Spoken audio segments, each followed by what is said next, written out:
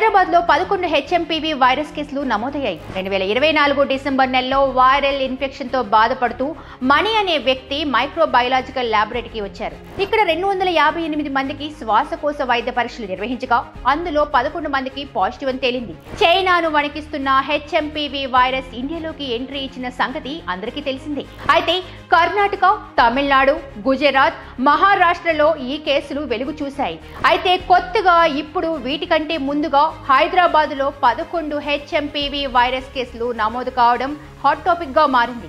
అవును, ఈ విషయాన్ని ఓ ప్రైవేట్ ల్యాబ్ వెల్లడించింది. 258 మందికి శ్వాసకోశ వైద్య పరీక్షలు చేయగా అందులో 11 మంది శాంపిల్స్ లో హెచ్ఎంపీవీ వైరస్ పాజిటివ్ అని తేలింది. ఇక 94 శాంపిల్స్ బ్యాక్టీరియల్ న్యూమోనియాగా, 62 రీనో వైరస్ గా, 33 అడినో వైరస్ కేసులు ఉన్నట్లుగా వెల్లడించింది.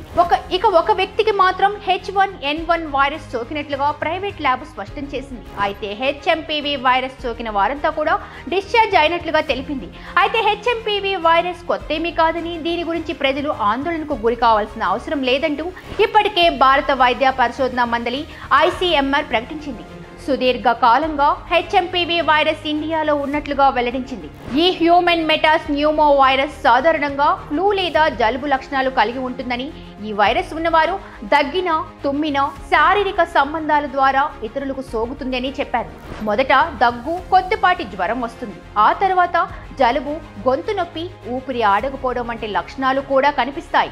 ఇక చిన్నపిల్లలు, వృద్ధులు, రోగ నిరోధక శక్తి తక్కువగా ఉన్నవారు ఈ వైరస్ బారిన పడతారు. ఈ వైరస్ రాకుండా ఉండాలంటే ముఖ్యంగా శుభ్రతను పాటించాలి. దగ్గినప్పుడు లేదా తుమ్మినప్పుడు క్లాత్ అడ్డంగా పెట్టుకోవడం, బయటకు వెళ్లేటప్పుడు ముఖానికి కంపల్సరీ మాస్క్ ను ధరించడం చేయాలి. ఈ పరిశుభ్రత పాటిస్తే ఖచ్చితంగా ఈ వైరస్ ని అరికట్టొచ్చనే చెబుతున్నారు. సో మీరు కూడా రెడీగా ఉన్నారా? ఖచ్చితంగా బయటికి వెళ్ళినప్పుడు మాస్క్ కంపల్సరీ.